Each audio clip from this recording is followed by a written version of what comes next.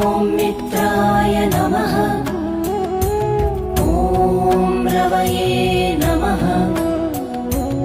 ॐ सूर्याय नमः। ॐ भानवे नमः। ॐ खगाय नमः। ॐ पूष्णे नमः। ॐ हिरण्यगर्भाय नमः। ॐ मरीचये नमः।